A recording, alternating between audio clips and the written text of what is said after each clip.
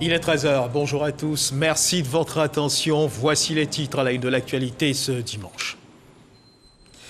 Demain 15 novembre sera commémorée en Côte d'Ivoire la journée de la paix. En prélude à cette commémoration, le Premier ministre Patrick Achi a pris ce matin part à une messe célébrée à la basilique Notre-Dame de la Paix de Yamoussoukro où des prières ont été dites pour que la paix règne en Côte d'Ivoire. Avec lui, plusieurs membres du gouvernement.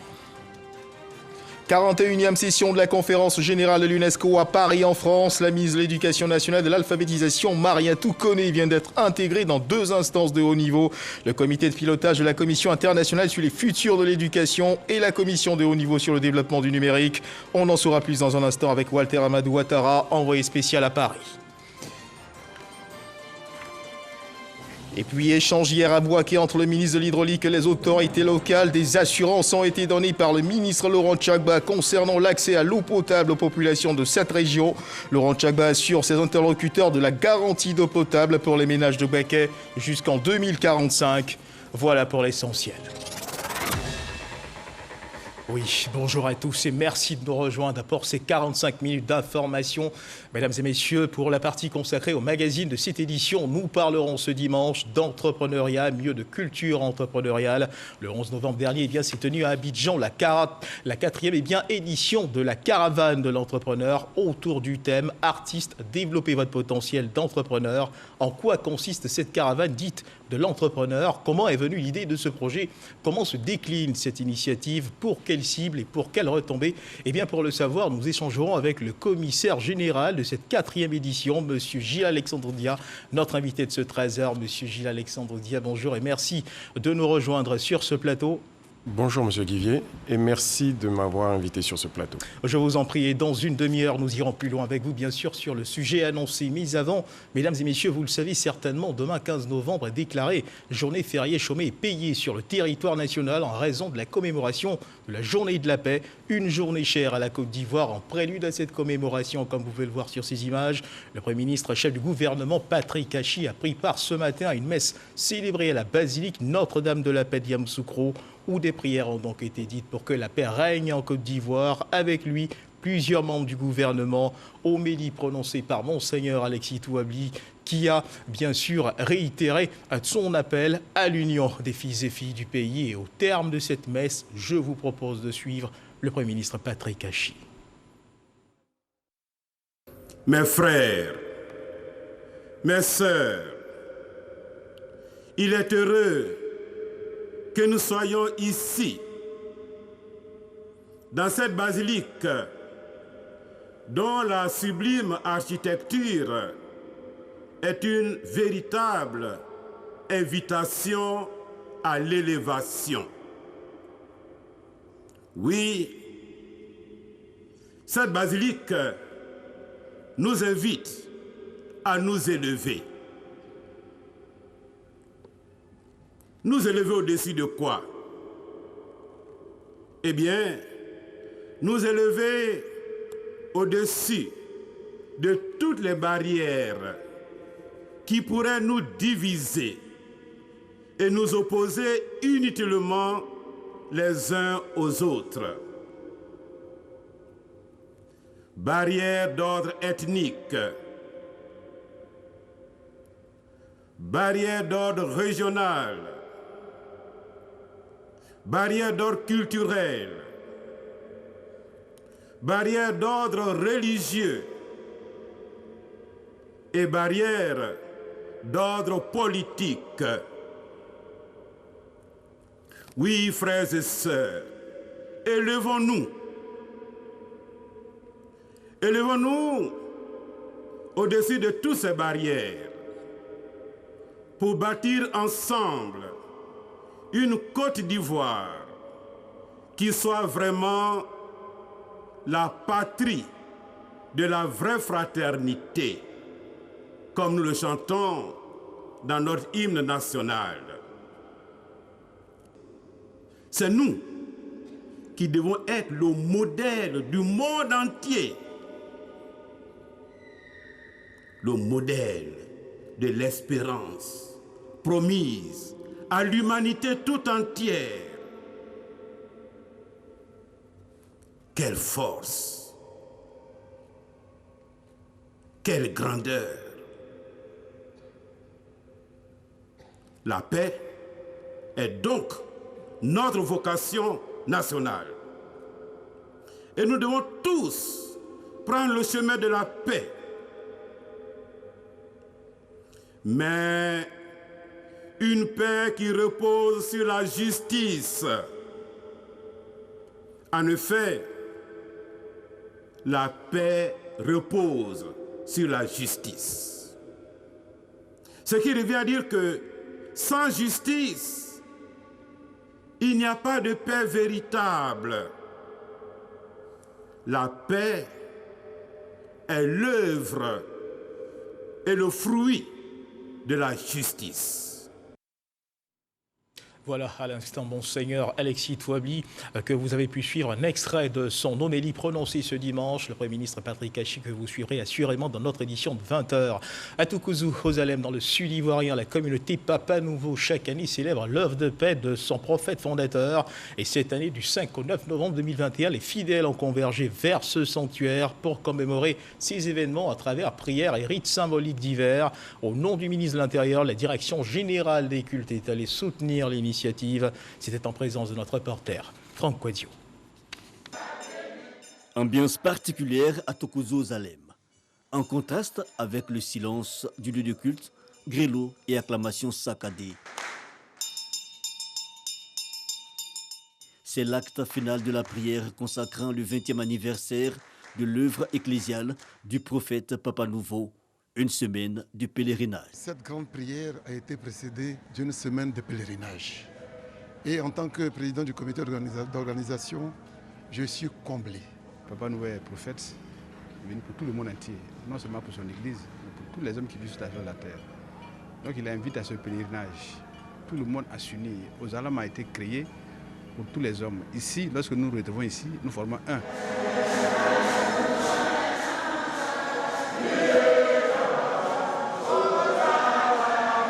Le prophète Papa Nouveau n'est plus, mais son message de paix reste universel, le sens du soutien de la communauté religieuse nationale, un élan renforcé par le contexte de la célébration de la paix en Côte d'Ivoire. Toutes les religions, nous sommes unis pour venir accompagner. Et c'est une joie pour nous, pour être là, pour témoigner qu'il y a un seul Dieu. Nous sommes heureux d'être ici, avec nos frères Papa Nouveau et toutes les autres confessions religieuses. Et c'est cette Côte d'Ivoire-là que nous voulons. Une Côte d'Ivoire qui transcende toutes sortes de barrières. Au nom du ministre de l'Intérieur, la Direction générale des cultes, comme de tradition, valide la démarche. Il y a eu même des séances de prière pour le président de la République, et pour les autorités et pour la paix en Côte d'Ivoire. Donc c'est toujours avec beaucoup de plaisir que nous venons ici à Toukouzou, n'est-ce pas, pour assister à leur pèlerinage respectif. 5 jours de pèlerinage, hommage à Papa Nouveau à Toukouzou Zalem, une tradition pour la communauté et qui a débuté le 4 novembre dernier. Et d'autres prières ont été formulées pour que règne également la paix et la cohésion sociale en Côte d'Ivoire. Prières dites par les filles et fils de Hariko Kara, c'est dans le département de Niakara, région du Rambol. Cérémonie religieuse qui a vu la participation du sous-préfet de la localité et conseiller technique du président de la République, l'honorable Lassina Ouattara. Par ailleurs, député de Korogo, les populations de Niangbo ont été invitées à plus de solidarité, de fraternité et d'amour. Koné Pargasoro. Les filles et fils de Niangbo ont décidé de prier pour la paix et la cohésion en Côte d'Ivoire. Le prophète a souhaité qu'il y ait la paix. Alors nous sommes en train de suivre les traces du prophète pour qu'il y ait la paix dans notre village, la cohésion sociale. À cette cérémonie religieuse, plusieurs thématiques développées par les guides religieux qui ont exhorté l'ensemble de la communauté musulmane à la solidarité et à l'union. Nous avons parlé de l'expression de notre foi par nos œuvres, par nos actes. Car celui qui a la foi dans le cœur, a la sagesse dans la parole, la générosité dans les actes, parole de Mohammed alayhi salatu wassalam. Un peu plus tôt, en fin d'après-midi, toujours à la place publique, la cérémonie officielle, elle, a vu la participation des autorités administratives et du directeur général de la RTI représenté à cette rencontre islamique par l'un de ses plus proches collaborateurs. À l'endroit des populations de Niangbo, je demande l'entente et souhaiter que les prochaines années, on puisse encore se retrouver ici et prier en communion, dans la paix. le prophète Mahomet fut un grand homme de foi, épris de paix et de justice. Cette commémoration augure de notre engagement commun à marcher dans les sillons tracés par le prophète Mahomet. Rencontre islamique qui a également bénéficié du soutien de l'honorable Lassina Ouattara, député de Korogo, conseiller technique du président de la République Alassane Ouattara. Il n'a pas manqué d'exhorter les populations à multiplier prières et adorations pour la paix en Côte d'Ivoire et prier pour le chef de l'État. Tout Niangou est à la lumière. Grâce à qui? Grâce au président de la République Alassane Ouattara. C'est un bâtisseur. Il veut développer la Côte d'Ivoire. Et nous prions Dieu de lui donner une longue vie. Je demande aux imams, à nos mamans, de prier pour le président Alassane Ouattara. S'il n'y a pas de paix, rien ne peut être développé. Donc, prions pour la paix. À l'issue de la cérémonie, les personnes du troisième âge qui fréquentent régulièrement la mosquée ont été félicitées, encouragées et récompensées par le Paris. Et des prières qui ont certainement profité à la Côte d'Ivoire sur d'autres plans. Prenons à présent la direction de Paris, la capitale française, où la 41e session de la conférence générale de l'UNESCO, qui s'y tient depuis quelques jours, s'achèvera le 24 novembre prochain. Et les nouvelles sont plutôt bonnes pour la Côte d'Ivoire, qui y est représentée par son ministre de l'Éducation nationale et de l'alphabétisation, Mariatou Koné. La ministre vient d'être intégrée dans 2 instances de haut niveau, le comité de pilotage de la Commission internationale sur les futurs de l'éducation et la commission de haut niveau sur le développement du numérique. On voit tout cela avec Walter Amadou Ouattara, envoyé spécial à Paris. La célébration du 75e anniversaire de l'UNESCO tenue à Paris en France, au siège de l'organisation, est terminée. La Côte d'Ivoire répare avec beaucoup d'espoir et d'honneur. Le pays voit sa ministre de l'Éducation nationale et de l'alphabétisation intégrer 2 instances de haut niveau, à savoir le comité de pilotage de la Commission internationale sur les futurs de l'éducation en tant que représentante des nations africaines francophones et l'entrée pour une durée de 4 ans à la commission de haut niveau sur le développement du numérique, ici au poste de représentante de l'éducation mondiale. C'est la toute première fois que le secteur de l'éducation est représenté dans la dernière commission citée. En plus des objectifs des États généraux de l'éducation nationale, très attendus, c'est un nouveau challenge, affirme la ministre ivoirienne. Nous sommes conscients des défis. Je pense que c'est la volonté politique du président Ouattara qui a mis en lumière certaines personnes, cette volonté politique donc qui fait qu'aujourd'hui la Côte d'Ivoire est en train de rayonner à travers ces différents comités. Nous voulons dire merci à l'UNESCO, merci à tous les États membres et merci au président de la République qui a porté son choix sur notre personne de diriger l'éducation en Côte d'Ivoire. Le choix du professeur Mariatou Koné, sociologue, anthropologue et diplômé de l'École des hautes études en sciences sociales de France, a été aisément justifié par la directrice générale adjointe de l'UNESCO, Stefania Giannini, et par le directeur pour les politiques et les systèmes d'apprentissage, Boren Chakroun. L'initiative que Madame la ministre porte sur la réforme de l'éducation, donc les assises, est un élément important puisque c'est le choix de définir et de redéfinir le rôle de l'éducation après le Covid. Et donc on cherchait à avoir un ou une ministre qui porte cette nouvelle vision et qui porte aussi un leadership autour de ces questions-là. La conscience que l'éducation doit être au cœur du modèle de développement nouveau, que la Côte d'Ivoire est un pays qui a l'ambition légitime de progréder dans l'échelle du développement, et y compris les profils, la passion, la compétence de la ministre, et naturellement aussi la volonté politique du président de la République de soutenir, et du Premier ministre que j'avais rencontré en juillet passé, de soutenir ce processus. La commission de haut niveau pour le développement numérique a été créée conjointement par l'Union internationale des télécommunications et l'UNESCO. Cette commission est présidée par le chef d'État rwandais, Paul Kagame. La commission a pour vocation d'élaborer des stratégies favorisant la mise en place de systèmes de transmission de haut débit pour l'amélioration des services sociaux, éducatifs, sanitaires, sécuritaires et bien d'autres.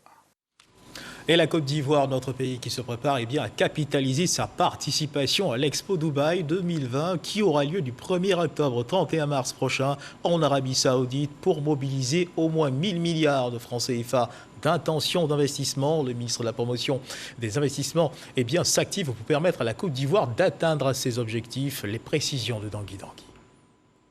Expo Dubaï 2020 du 1er octobre au 31 mars prochain.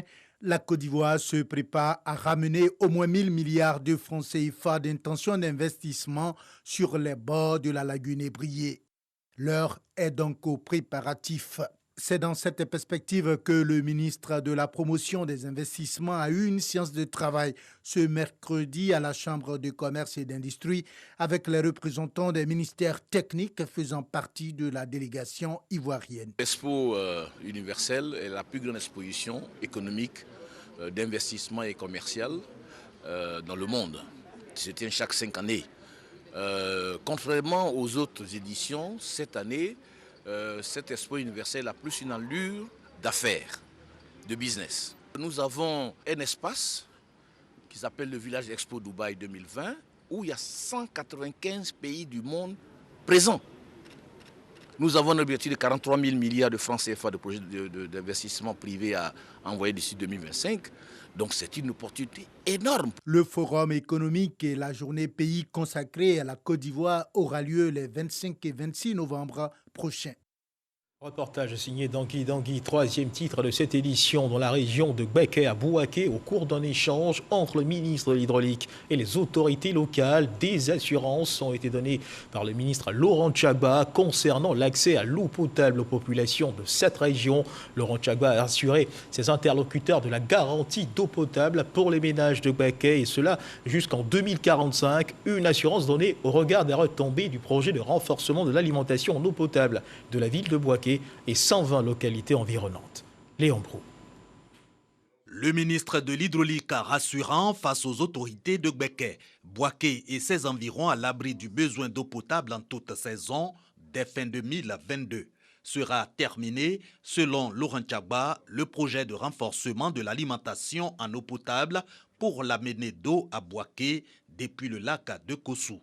71 km de conduite avec connexion de 120 localités de plus de 4000 âmes chacune au réseau d'adduction d'eau potable. Ça va prendre en compte les problèmes de remplacement de réseau, d'extension du réseau dans la ville de Bouaké et dans les localités concernées.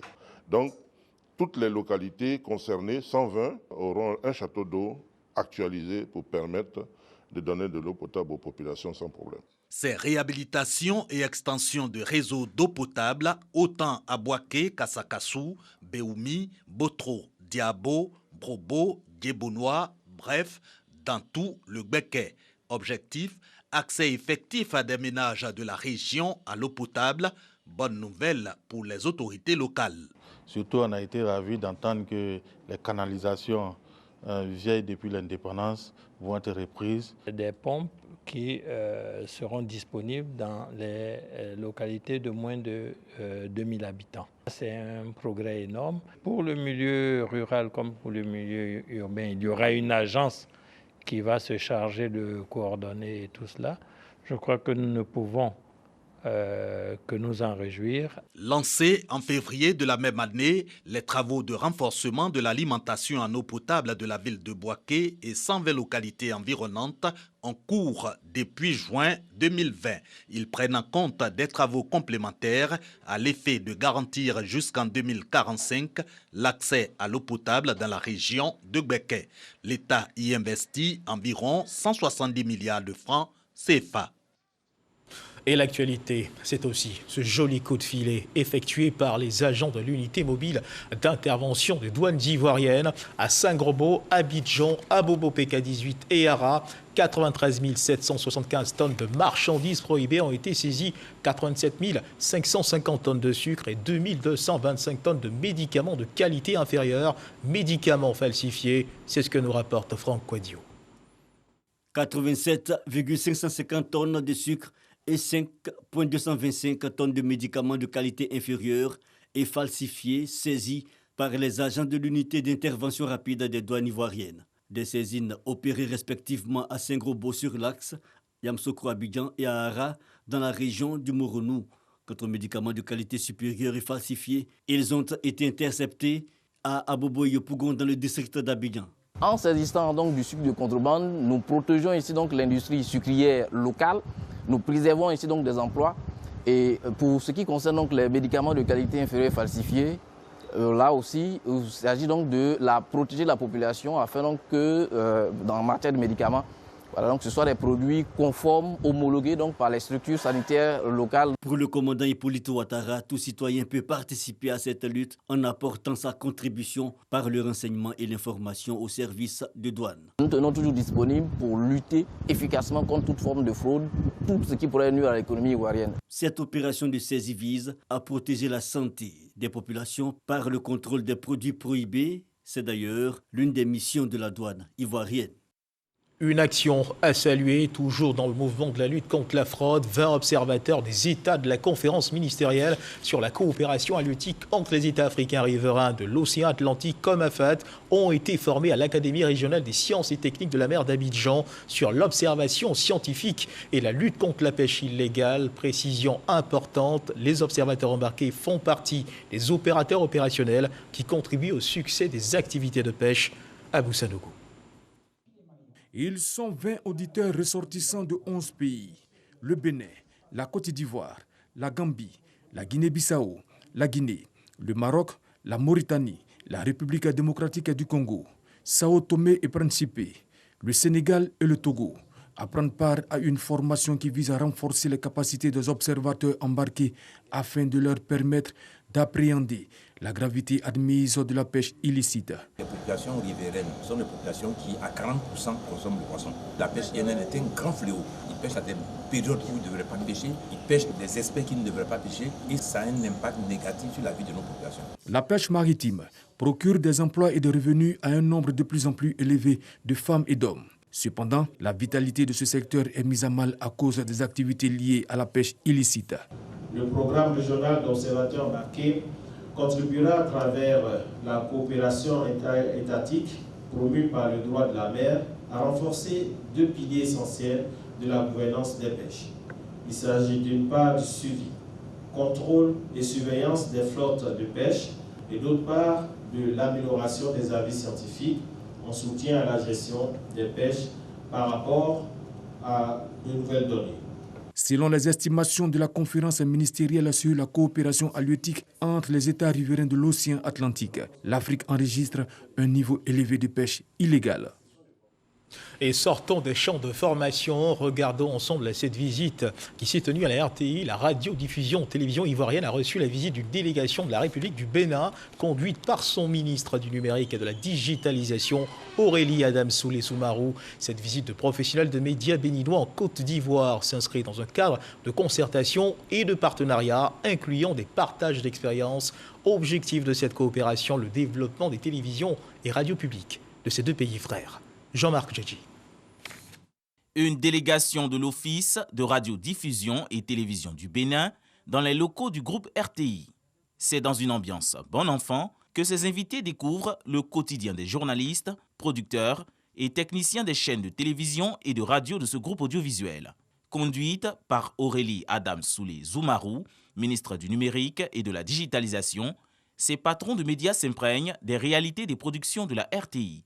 Bureaux, régie, équipement, studio d'enregistrement, tous sont passés en revue au vu des 30 milliards de francs CFA investis dans la migration totale vers la télévision numérique terrestre et des projets de la RTI en cours. Ce n'est point un secret de polichinelle. La délégation béninoise compte s'inspirer du modèle ivoirien. C'est une visite très fructueuse. Puisque les échanges que nous avons eus avec nos collègues de la RTI ont été très bénéfiques pour nous. La chaîne de radio Côte d'Ivoire et de Fréquence 2 fête leurs 60 et 30 ans.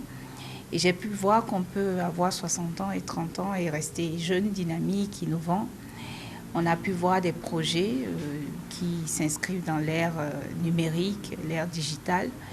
Donc franchement, c'est une grande découverte qui nous édifie, qui nous conforte dans notre dynamique aussi de changement au Bénin. Pour la direction générale de la RTI, Cette visite reste un partage d'expérience. Avec la délégation de Madame la Ministre, nous avons appris des choses que la RTI pourrait implémenter ici.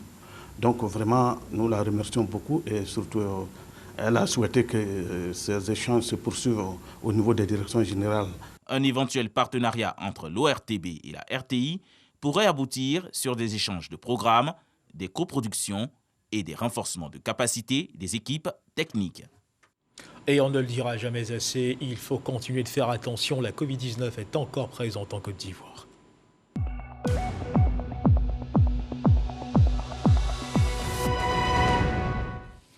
Le ministère de la Santé et de l'Hygiène publique de la couverture maladie universelle a enregistré hier samedi 13 novembre 2021 7 nouveaux cas de Covid-19 sur 2290 échantillons prélevés, soit 0,3% de cas positifs, 25 guéris et 2 décès. À la date du 13 novembre 2021, la Côte d'Ivoire, notre pays, compte donc 61 503 cas confirmés, dont 60 378 personnes guéries, 702 décès et 423 cas actifs. Le nombre total d'échantillons est de 1 119 402 le 12 novembre.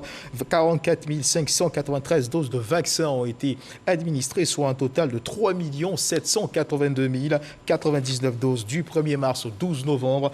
Le ministre de la Santé et de l'Hygiène publique de la couverture maladie universelle invite toutes les personnes de plus de 18 ans, on le rappelle, à se faire vacciner dans les centres de vaccination. La vaccination contre la Covid-19 qui reste gratuite et volontaire. Le Conseil national pour la nutrition, l'alimentation et le développement de la petite enfance, CONAPE, a procédé au lancement dans la ville de Bouna du plan d'urgence et de mise en œuvre du plan d'allaitement et de la lutte contre la malnutrition. Il s'agit d'accroître le nombre de jours d'alimentation dans les cantines scolaires et aussi encourager les femmes à allaiter les enfants au sein. Herman Yamia. Malgré les efforts du ministère de l'Éducation nationale et de l'alphabétisation et l'appui de ses partenaires, les écoliers ne parviennent à s'alimenter dans les cantines scolaires que seulement 18 à 20 jours, totalement insuffisant pour favoriser un bon rendement scolaire. Le Conseil national pour la nutrition, l'alimentation et le développement de la petite enfance vient donc en renfort. De 18 à 20 jours d'alimentation, le Conseil veut permettre aux élèves de disposer désormais de 50 jours de repas. Il est prouvé que dans les établissements où les enfants, la cantine scolaire n'est pas fonctionnelle, le rendement scolaire est faible. Et également, dans ces établissements, les enfants ont un retard de croissance. Et c'est pour ça que nous sommes venus effectivement aujourd'hui. Il y a donc 45 cantines qu'on va appuyer et la région de Bouna seulement à 15 cantines avec 30 jours supplémentaires parce qu'effectivement, comme il a dit, la situation nutritionnelle des enfants ici vraiment est critique. Après donc la cantine scolaire, il y a aussi le volet allaitement. Le niveau de l'allaitement maternel exclusif maternel est faible à Bouna. Ce projet bénéficie d'un appui financier de la Banque africaine de développement à hauteur de 2 milliards de francs CFA. En plus de la région du Bounkani et du Kelogo, 16 autres régions du pays en sont bénéficiaires.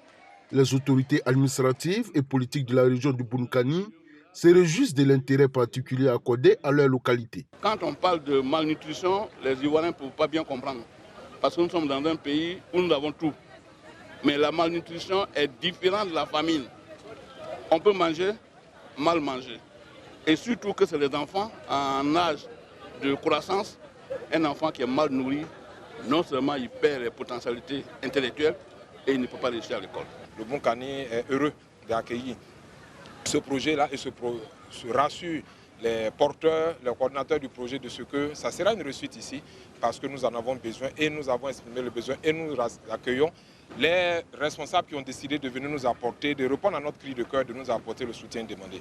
Au cours de cette cérémonie de lancement du plan d'urgence et de mise en œuvre du plan d'allaitement et de la lutte contre la malnutrition, plusieurs dons de vivres et de non-vivres ont été octroyés au service pédiatrique de l'hôpital général de Bouna. Et puis un mot de littérature dans cette édition, mesdames et messieurs. L'ancien ministre Paul Kofi Kofi a procédé jeudi dernier à la dédicace de son 6e ouvrage intitulé « Le monde, l'Afrique et la Côte d'Ivoire d'hier à l'horizon 2040 ». C'est un ouvrage de 498 pages, un condensé de la vision de l'écrivain sur la perspective et la prospective de l'économie ivoirienne. Cette dédicace s'est déroulée en présence de la ministre Kabaniale et de plusieurs autres personnalités. C'est ce que nous dit Issa Tchonoyeo.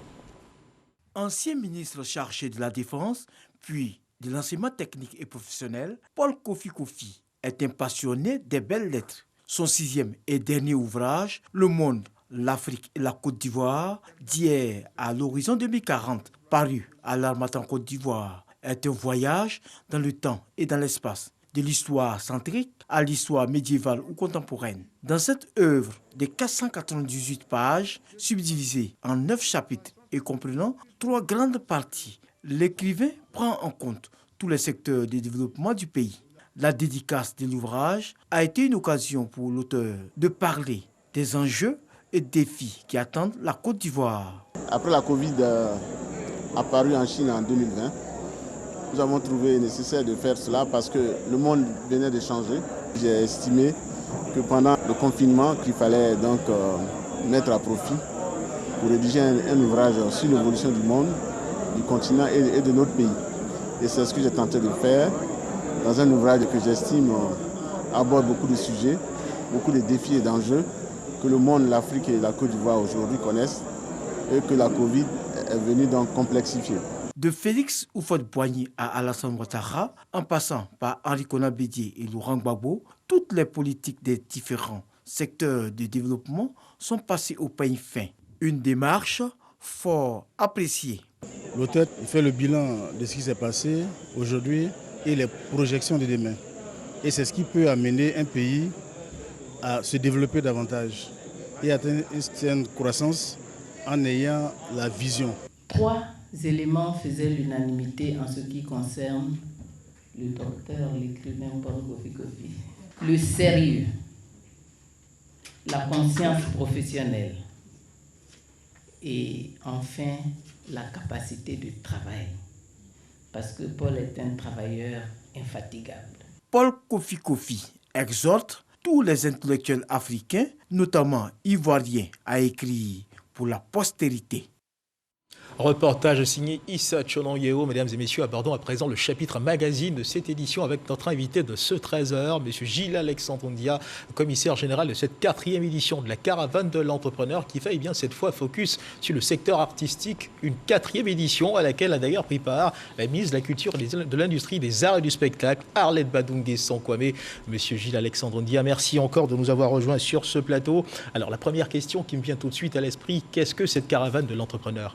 Alors, la Caravane de l'entrepreneur est une initiative en fait de la fondation Keidan, initiative elle-même de plusieurs entrepreneurs ivoiriens, dont le président Alain Kouadjo, que je voudrais féliciter en fait pour sa vision sur votre plateau, Jean-Luc Conan, Stan Zézé, Stéphane Afro, Marc Avenier, Ismaël Boga, notre champion national Didier Drogba et moi-même votre homme serviteur ici.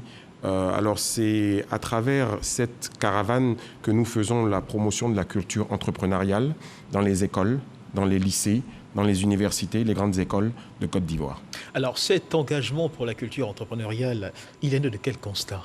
Alors il est né du constat de du faible nombre d'entrepreneurs que nous avons en Côte d'Ivoire. Alors nous voulons plus d'entrepreneurs engagés et donc c'est pour ça en fait que nous avons créé en fait notre mission est la ventilation en fait de l'esprit entrepreneurial très tôt dans les lycées, dans les grandes écoles en fait. Alors dans l'entendement général, lorsque l'on entend le terme caravane, l'on pense tout de suite à un circuit bien identifié qui recevra le ou les visites de particuliers. Est-ce le cas de cette activité que vous organisez ? Oui, alors la caravane c'est tous les 3 mois. Nous allons d'école en école. Et nous avons différents thèmes. Alors, nous avons eu nos précédentes caravanes. La première caravane, nous l'avons eue à l'Institut universitaire d'Abidjan. La deuxième était à l'EMPT de Bingerville. Et la troisième à l'INPHB de Yamoussoukro avec l'école LESCA, qui a été une magnifique caravane parce que nous avons eu comme panéliste le ministre Bruno Koné, qui nous a entretenus sur un magnifique sujet. Et nous avons aussi Didier Drogba comme panéliste et moi-même et Gilles Ataï. Et donc pour cette 4e caravane, nous sommes sur l'INSAC, en fait, donc les artistes. Alors, on remarque tout de suite que vous vous adressez, on va dire plus spécifiquement à des étudiants de ces écoles. Pourquoi les étudiants et pas des acteurs qui sont déjà dans le mouvement, dans le feu de l'action ? Alors les étudiants, parce que c'est important de commencer tôt. On a souvent l'impression que pour devenir entrepreneur, il faut tout de suite se jeter à l'eau. Non, il faut se préparer. Et cette préparation, elle se prépare dès l'université, dès l'école. Et c'est pour ça que nous sommes sur la culture de l'entrepreneuriat. Alors pour cette 4e édition de la caravane de l'entrepreneur, elle a une particularité. Laquelle? Alors la particularité, c'est que nous avons invité des artistes confirmés. Des artistes... Et lesquels? Alors nous avons eu Kajim, nous avons eu Assalfo, enfin je peux passer toute la journée à les citer, ils étaient pratiquement tous là. Et nous avons aussi eu des artistes, et nous avons eu les étudiants de l'INSAC, et nous avons eu le grand public.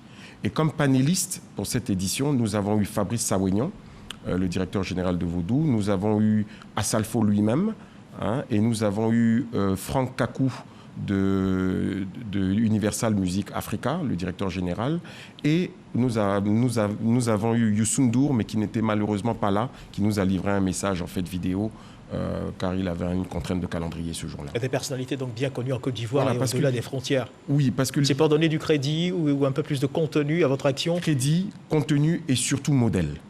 Modèle inspirant pour les jeunes. Modèle inspirant pour les jeunes. Il faut que ces jeunes aient des vrais modèles dans leur industrie pour qu'ils puissent s'accrocher à quelque chose qu'ils connaissent et qu'ils peuvent consulter tous les jours. Alors, le thème de cette 4e édition est « Artistes, développer à votre potentiel d'entrepreneur ». Première question, pourquoi le choix d'un tel thème et surtout pourquoi avoir choisi de vous intéresser au secteur artistique? Alors, vous savez, cette caravane est sous le parrainage du ministère de la Culture et de l'Industrie des Arts et du Spectacle. Et d'ailleurs, je voudrais remercier Madame la ministre, marraine de cette caravane, pour son engagement et l'accompagnement qu'elle nous a fait, et surtout sa présence. Elle nous a délivré un magnifique discours, très inspirant. Et le choix des artistes, en fait, est un choix particulier parce que les artistes ne se prennent pas pour des entrepreneurs. Et c'est dommage, alors que nous les considérons comme des entrepreneurs. Toute personne qui crée est un entrepreneur. Donc, un artiste, pour nous, est un entrepreneur. Et je pense qu'on aura justement plus de précision dans cet élément de notre reporter Serge Coléa qui a assisté à la cérémonie de lancement de cette caravane qui a eu lieu cette semaine. Suivons ensemble cet élément. Artistes, développez votre potentiel d'entrepreneur. Le message de la Fondation Keidan vise à dynamiser un secteur présentant de réelles opportunités économiques, une vraie industrie dont les acteurs ne se sont pas encore donné les moyens d'en exploiter le potentiel. Pour créer le déclic au sein du milieu, la 4e édition de la caravane de l'entrepreneur a ciblé 3 panélistes. Salif Traoré, Assalfo, modèle de réussite artistique. Le patron de la Fondation Magic System s'est prononcé sur l'environnement social et le cadre réglementaire pour l'éclosion d'artistes entrepreneurs. Franck Alcide Kakou, directeur général de Universal Music Africa, a partagé son expérience sur le thème « Les clés pour réussir son entreprise dans l'industrie artistique ». 3e intervenant, Fabrice Sawignon, chef d'entreprise, a expliqué pourquoi l'artiste doit se considérer comme un entrepreneur. La ministre de la Culture, de l'Industrie des Arts et du Spectacle encourage l'initiative et promet un secteur beaucoup plus entreprenant. Je voudrais saluer cette initiative de la Fondation Keidan pour son engagement à la promotion de la culture entrepreneuriale. Je reste convaincu que c'est à travers de telles initiatives que nous parviendrons à réaliser cette ambition chère au président de la République, son Excellence Alassane Ouattara. Des échanges riches entre panélistes, artistes et étudiants de l'INSAC, l'Institut national des arts et de l'action culturelle. La Fondation Keidan est une organisation qui œuvre pour la promotion de la culture entrepreneuriale en Côte d'Ivoire. Alors, Monsieur Gilles-Alexandre Ndia, on vient de le voir dans cet élément de notre reporter Serge Coléa, une cérémonie d'ouverture qui a rassemblé du monde. Avez-vous le sentiment que votre message est passé? Qui a rassemblé beaucoup de monde, il faut le préciser, parce que l'Hôtel Ivoire a eu à refuser en fait beaucoup d'étudiants. Il y a eu une très forte mobilisation et il y a eu des échanges fructueux entre les étudiants et les panélistes. Et c'était vraiment magique. Ils nous ont livré des messages forts, puissants. Et vraiment, on est très, très, très, très fiers en fait, d'avoir organisé cette caravane pour eux. Et permettez-moi de rebondir sur ce que vous venez de dire. Comment ont réagi justement ces étudiants? Des échanges fructueux, d'accord, mais au terme de cette rencontre, est-ce que vous avez pu recueillir des avis de ces étudiants qui ont peut-être exprimé leur sentiment de satisfaction au terme de ces rencontres? Bien sûr. À la suite en fait, de la caravane, déjà j'ai reçu le directeur général de l'INSAC au bureau qui m'a donné déjà un petit feedback en fait, de ce qui s'est passé. Les étudiants étaient extrêmement contents déjà d'avoir pu voir et entendre en fait, ces panélistes de qualité pour la première fois. Et surtout, en fait, les retours étaient juste fantastiques. Nous allons repartir à l'INSAC pour nous-mêmes nous enquérir en fait, de ces retours-là. Et donc, pour le moment, tout se passe très bien. La communication sur les réseaux sociaux se passe aussi très, très, très bien. Les retours sont très positifs jusqu'à présent. Donc, on dira que vos cibles sont disposées à se saisir, s'approprier cette culture entrepreneuriale? Oui. Oui, oui. On peut l'affirmer sans rechigner. On peut l'affirmer. Je pense que la caravane joue son rôle et il s'approprie en fait cette culture entrepreneuriale et c'est pour ça que nous ciblons en fait les étudiants parce que les étudiants en fait ont cette capacité en fait de pouvoir absorber. Et je pense que c'est vraiment ce qui se passe en ce moment et je pense que c'est vraiment une réussite pour nous. Et à l'issue de ce type d'initiative, vous faites également du mentorat, n'est-ce pas? Oui. Alors on le fait, mais pas tout le temps. Il s'est fait à la 3e édition de la caravane à Yamoussoukro, où certains étudiants ont eu à présenter des projets. Ces projets certains d'entre eux ont été retenus. Et nous, les panélistes qui étions là ce jour-là, nous avons été mentors en fait des projets, de certains projets retenus. Et donc, moi personnellement, j'ai suivi 3 personnes. Et ce sont ces personnes qui m'ont choisi, ce n'est pas moi qui les ai choisis, ils m'ont choisi. Je les ai accompagnés, je leur ai expliqué tout ce qu'il fallait savoir pour pouvoir monter un projet. Et maintenant, on attend en fait qu'ils le réalisent. Concrètement et sérieusement, vos objectifs ont-ils été atteints? Mais bien sûr, les objectifs ont été atteints. Nous sommes dans le mindset. Donc, une fois que ces personnes sont prêtes à monter leur projet, ça veut dire que l'objectif est atteint. Vous savez, dans une salle, en fait, comme celle de la salle des fêtes de l'Hôtel Ivoire, sur 400 personnes, si 2 personnes ont réussi à monter un projet, pour nous, c'est largement suffisant. Parce que ça va faire effet de boule de neige plus tard. Alors, juste avant de terminer, une dernière question. Auriez-vous déjà en tête une idée de la prochaine cible pour la 5e édition de cette caravane de l'entrepreneuriat? Alors, vous savez, les caravanes se passent tous les 3 mois, comme j'ai dit. Là, nous essayons d'anticiper. Hein. Nous avons plusieurs pistes. Déjà, pour l'exclusivité, la caravane risque de s'exporter hors de la Côte d'Ivoire. Hors de la Côte d'Ivoire. Oui, parce que nous sommes en partenariat en ce moment avec un pays pas très loin. Et donc, nous sommes en train de voir, en fait, comment on peut organiser cette prochaine caravane. Mais ce n'est pas sûr. Nous sommes toujours en discussion avec eux. Il se pourrait aussi que nous allions vers l'entrepreneuriat féminin. Nous sommes aussi en train de voir ces pistes-là, ou l'hôtellerie. Voilà, je vous ai donné plus ou moins, en fait, les prochaines pistes. Alors, merci à vous. AG avec tous les membres de la Fondation. Merci à vous, Monsieur Gilles Alexandra. Et voilà qui marque la fin de cette édition dont la partie magazine, mesdames et messieurs, était consacrée à la caravane de l'entrepreneur tenue le 11 novembre dernier ici à Abidjan. En quoi a consisté cette caravane? Comment est venue l'idée de ce projet? Comment se décline cette initiative? Pour quelle cible et pour quelle retombée? Nous en parlions à l'instant avec notre invité de ce 13h, Monsieur Gilles Alexandra Ndia, commissaire général de cette 4e édition de la caravane de l'entrepreneur. Nous espérons que vous avez été édifié sur la portée de cette initiative qui fait la part belle à la culture entrepreneuriale. Merci de nous avoir suivis. Agréable début d'après-midi et Dieu garde la Côte d'Ivoire.